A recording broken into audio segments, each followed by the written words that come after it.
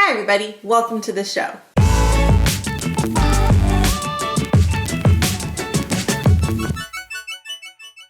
Hi everyone, welcome back to our channel. My name is Amanda. This is Raising A to Z, an informational and inspirational channel all about homeschooling. And today we're talking about a topic that a lot of homeschoolers struggle with and something that drives a lot of homeschoolers nuts. And that is the mess. Homeschooling is messy. And we're going to talk about that today. But before we do, maybe you want to take a minute and subscribe and click the bell to get notifications, because we put out videos like this all the time just to help other homeschoolers like you. Homeschooling is messy, and I think a lot of homeschoolers struggle with the mess, especially if you have younger children. It just seems like the mess just perpetuates and perpetuates. Maybe that's not even the right word, but it just seems to constantly grow and evolve, and it's just always there. A lot of homeschoolers struggle with it, us included. This is not something that we are experts in. We have been homeschooling for 3 years, and we find that some days we're just like, how did it get this bad? There's a lot of reasons why homeschooling tends to be messy. One of the big reasons is your kids are always with you. Like, they don't leave for the day. So think of a kid who goes to public school. They're in the house for maybe an hour or so in the morning, well, maybe a little bit more, while they're having breakfast, getting dressed, getting out the door. Then they're gone for 6+ hours. Then they're home, they have dinner, they have homework, maybe a little bit of playtime, a bath, and bed. So on a regular day, Monday through Fridays, kids are only really having free time for maybe 1 hour, 2 hours a day tops. When you have homeschoolers, they are literally living in your home 24/7. They are just able to make a mess. They have a lot more free time, so they're able to kind of pull out a lot more toys and explore a lot more things in your home, which results in having a bigger mess, I find. The other thing that makes homeschooling a little bit different is that it is, a lot of homeschoolers tend to think of homeschooling as a lifestyle. That's certainly what we think. And that means that we don't really contain our homeschooling to a specific space.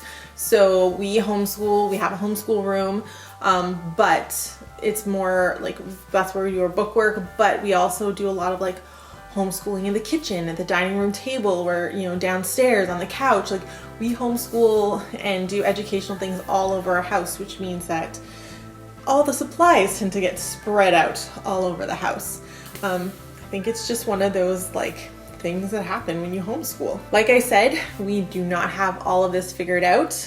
If I were to show you some photos of our home right now, it might scare you a little bit. That's okay. We're learning, and our kids are learning, and they're also like living in their home, and they're learning different skills and exploring different things. And so that just means sometimes life is messy. So we have been homeschooling for a while, and we have lived through the days of like exasperation and just like overwhelm at the mess. We've done the days where it's taken us like 2 or 3 hours to clean out the playroom, and I just mean like pick it up, not really clean it. We've done those days. We're getting better. We don't seem to have those days as often anymore. Our kids are also getting a little bit older, but here are some of our tips and our tricks that seem to have worked for us. They're little things that we've implemented, and it's kind of helped us kind of contain the mess a little bit better. Number 1, lower your expectations. It's probably not what you're expecting, but there is definitely a need to lower your expectations as to what clean is going to look like. We used to joke around that before we had kids, Stefan and I could clean the entire house in 45 minutes, and it would just be the two of us, and it would stay fairly clean for the entire week. Like, that's what we did. Now that we have kids, 45 minutes doesn't even handle a couple of rooms, doesn't even handle one floor in our house. So we've definitely had to lower our expectations. We've had to come to terms with the fact that our home is not going to look like it is in a magazine. We have had to come to terms with the fact that there is going to be certain rooms that we have to kind of let go a little bit and let those have toys in them on the floor. We've had to let go of, having the floors perfectly clean. We've had to let go of, getting the laundry done all the time. We've had to let go of a couple of expectations and just lower them. And so just having a slightly lower expectation of what our house is going to look like and what our living space is going to look like has been a bit of a relaxing thing for us. It takes time. Some of us have higher levels of tolerance to the mess than others. That would be me. Stefan has a very low level of tolerance for the mess, and so he does struggle with it more. We've spent a couple of years homeschooling and having kids in general. Now that we've started homeschooling, we've had to lower expectations because it's just not possible for me to do all the things that I want to do with my kids and help them explore their interests and their passions and do the baking and their activities with them, and also clean the house constantly. It's just there has to be a give and take, and so we've lowered them a little bit. Not to say that our house is disgusting and there's food everywhere, but there are certain things that we are willing to let go and let them just be more than we would have been before. So for example, the dishes get done every day, like that's a thing that we don't let go, but the kids picking up the toys in the playroom, we kind of try to hit that once a week and hope for the best. Like that's kind of our expectations, and we've lowered them. So try it. It's hard, but it definitely makes it a lot more doable and a lot more livable. The second thing we've done is we have designed designated toy areas, and we try to enforce that as much as possible. So for example, on our main floor, the kids have their activity room, homeschool room. That is the toy area. We do not let toys into our bedroom. There's no toys in the bathroom except for the bathtub toys. We try to keep the toys out of the kitchen and the dining room and even their bedroom, with the exception of like their stuffed animals and their books.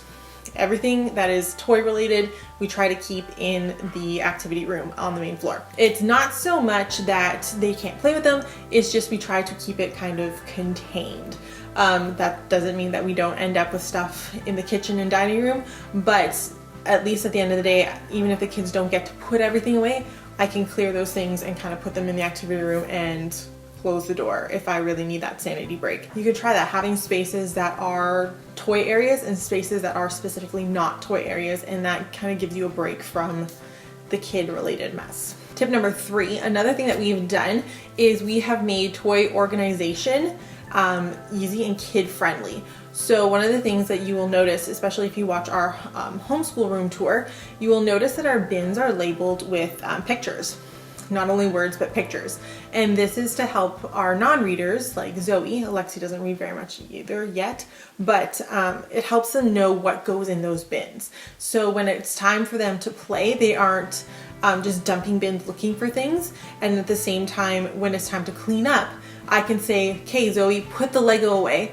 She can pick up Lego and she can see which bin the Lego goes in without me having to tell her. So we've tried to make cleaning a little bit easier for them and making it that they can help at what's age appropriate for them. The labels are not fancy. They're literally just a picture that I took with my phone, printed it on some paper, and then just laminated, and then just use a pin to like pin them to the bins. So the nice thing about having the bins and stuff labeled easily for them is that then when it's time to clean up, they can actually help us a lot more easily. So then it's not just Stefan and I, it is Stefan, I, and Alexi and Zoe. So we can all work together, and it's, what's that saying? More hands make light work. In the same light as tip number 3, we're going to do tip number 4, which is keeping things age appropriate. And so we've had to be realistic that certain behaviors are an age appropriate thing. For example, when Zoe was 2 and when Alexi never really did that. She was a very clean kid. Alexi's a very clean kid. Zoe loves to dump, and that's a very normal age appropriate thing, especially when she was 2. Like, that was a very normal thing. As much as we would like to get angry about that and frustrated that she comes out and she dumps her bins, that's what they do at that age. Like, that's a very normal thing. And so we've had to be conscious that we don't leave that many things in bins for her. Another thing that we have to be conscious of that is age appropriate is making sure that when we have the kids help us is that we give them age appropriate tasks that they can do independently. So for example, Alexi's very good at She's very good at dusting like baseboards. It's great. We use like a little dust mitt. She's fantastic at dusting baseboards. Zoe is very good at emptying the dishwasher. I let her do the cutlery. I take all the knives out, and then I let her do, put the spoons and the forks into the cutlery drawer. She's great at it. It's an age-appropriate job for her to do, and then they feel it's like the start of learning how to help maintain our household. When it comes to doing a bigger cleanup, I try to give them very age-appropriate tasks and one task at a time. Before, I used to get really frustrated because I'd say clean up and they would just like wander around the space and play. And I just couldn't get it. So now what I do, and that has really been helping, is that I give them one task to do. So for example, I say, Zoe, put away the Barbies, just the Barbies. Go around the room, pick up the Barbies, put them in the Barbie bin. And so that gives her something to focus on. It's one thing that she's looking for, and she puts it away. Alexia, I might say, do the books. And Alexia will put the books, and she's older, so she does it quickly, but then she's like, hey, what's next? And then I'll give her another something else to work on putting away. So again, focusing on things that are age appropriate for them, because they can, at their age, they can only handle one or two tasks in a row. So Alexia is now getting to the age where I can give her, okay, use books first, Legos second, third will be paints. And then she can go and do those three things, but she focuses on one task at a time. So keeping things age appropriate and trying to focus on what is their strength and what they can actually do is better, because then they're actually encouraged because they can actually get the job done and they're not overwhelmed. We do have some rules when it comes to our toys and our activities and stuff. And this is our next tip. Tip number 5, anything that has small pieces that need to stay together, they need to ask to use them. So for example, we keep things like puzzles out of their reach. Puzzles and board games are out of their reach on a regular basis. They can see them, they can ask for them, and we'll happily get them down, but then it's in a more supervised situation. The reason being is they lose a puzzle piece or a game piece, that could be the end of the whole game or puzzle. So if they want, for example, a puzzle, they can ask for one, and oftentimes I'll say, well, you need to now clear the table or make a space on the floor, which means you need to clean up first. And so they will clean up a little bit, and then I'll give them their puzzle. When they're done with their puzzle, they have to put it away and clean it up and put it away. So that way we're not having the pieces everywhere all over the floor, and it gives me a little bit more control over especially the things that really do require all the pieces. It's not like a Barbie where if you lose a dress, you can't play Barbies anymore. It just helps keep the things that need all the pieces together, and it gives us a little bit of control over what they have access to. Tip number 6, when it comes to cleaning up, we do try to include our kids as much as possible. So when it comes to tidying the activity room or their sleep room or the playroom, we do include them. And we include them in doing other things that are just kind of part of our everyday life. So our kids help us with the dishwasher, and Alexia likes to vacuum, the rug and things like that. So our kids do chores on a regular basis. They do get a small allowance based on the chores that they do. I think having them involved teaches them how to live their lives and how to do tasks that they will need eventually in the future. And it's good practice for them. My mom's favorite saying is that every day we work and play, and it's one of those things that I hear myself saying all the time now.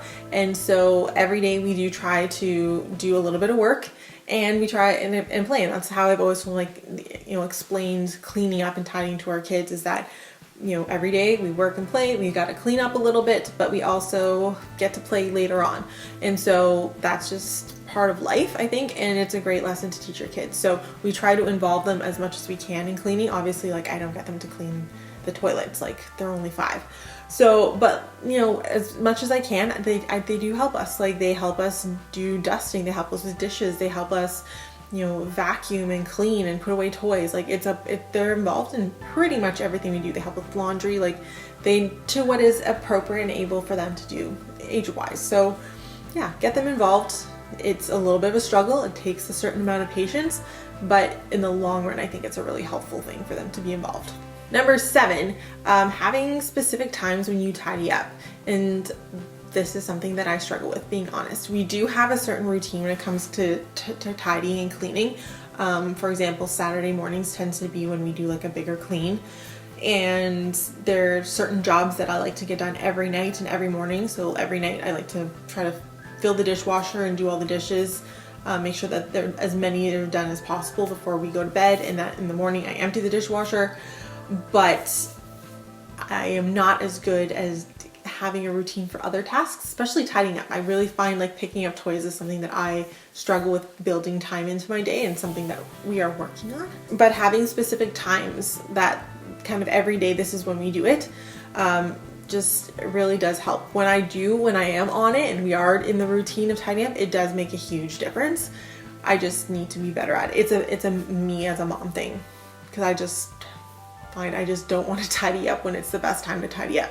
So for example, a great time for us to tidy up would be right before lunch and right after quiet time. Those would be 2 times that would probably be the best for us to kind of do a tidy up of whatever rooms we've been playing in that day. And unfortunately, those are 2 times in the day where I am not interested in tidying up because I'm hungry, or I'm getting ready for dinner and getting things ready to do new activities. And so I just don't put the time in there. That's my fault, and I don't make it because I don't do it, the kids don't do it. So yeah, but on the days when we do it, it makes a huge difference. And so I highly recommend it. If you can not be like me, it might really help you. My last tip is, if you can, it's kind of a twofold tip. If you can, limit the toys that you have and rotate through them. There's certain toys that we put away for a little while and then we take them out a little bit later on. So for example, right now, I recently took away all of Zoe's Peppa Pigs. Not because she doesn't love Peppa Pig, not because she wasn't playing with them, it's just that she seems to be a bit more into, for example, her Paw Patrols, and because they were kept in the same bin, every time she'd go into the bin, she would dump the whole bin to find her 2 Paw Patrols and run off with them, leaving a giant pile of Peppa stuff all over the floor. So by taking away the Peppas and putting them away, she has less to dump, she has less mess to make, but she also now has something to put away so that I can pull it out later on. We tend to do this with a lot of like art supplies. We don't give them access to all that kind of stuff. We pull out board games kind of semi-regularly, but there's things they don't have access to all the time. And so if you can try to rotate through things, and then it makes it more exciting when they come back, and it gives them kind of a variety. Not everyone has a space, and that's a reality. We are lucky that we do have a fairly large playroom in the basement that we can kind of rotate through things. But sometimes it does take like being a little bit creative. Like our kitchen, the big play kitchen, we put that away for a couple months last year, and it made a huge difference. Like that was just one less activity, and then when it came back, the kids loved it. So the other thing that we do is we do lots of purges of our books and our toys, kind of 2 or 3 times a year. Whatever they're not playing with, whatever they've outgrown, we try to either sell it on Facebook. Books I take to my used bookstore and I get store credit, or we donate them to someone who needs them.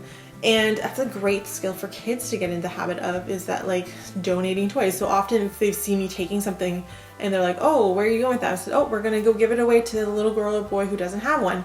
And so now when they see me picking up things and it's going out of the house, they're like, oh, is that going to a little boy or girl who doesn't have one? I said, yep, it is. And it doesn't seem to bother them as much. They're kind of in the habit of, oh, when there's things that we don't play with or don't use anymore, we give them to someone who needs them. And so, you know, it's a great habit to be in. It keeps your house cleaner because obviously the less you have to put away, right? So try to have, you know, regular purges and get rid of things that you aren't going to use, or find a place to store them and kind of rotate through them if you have lots of things that your kids are using. Because sometimes they just get overwhelmed too, right? If there's too many options and too many choices, they get overwhelmed and then they just dump everything and they just play with everything, and they're not really playing, they're just kind of like moving through what's around them. So sometimes having fewer options is actually better because it gives them more ability to have creative play. So these are our tips for homeschooling and keeping your house clean. It is not easy. It is definitely a task, but I think it's also part of like something that we sign up for. Like I said, homeschooling becomes a lifestyle for long-term homeschoolers. We embrace the mess because part of it becomes a learning experience for our kids, right? One of the things that we do as homeschoolers is we're not just here to educate our kids academically, we're here to educate them in life.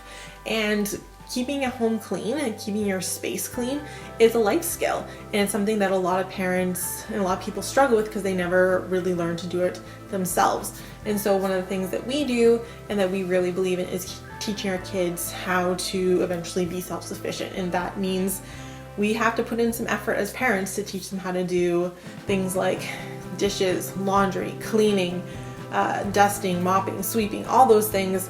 That's what we signed up for as parents and as homeschoolers. But the nice thing as homeschoolers is we get to put that into their curriculum. And so while they do tend to make a mess, we also have the opportunity to help them tidy up and learn how to do it in a very healthy and productive way. I hope you guys like this video. If you like this video and other ones like it, don't forget to subscribe. Click the bell to get notifications. We put out new videos every Monday morning. Make sure you follow us on Facebook and Instagram because we give all kinds of tips and tricks and ideas of what we're doing on a regular basis with our kids. That all goes up there. Thank you so much for watching, and we'll see you guys next week.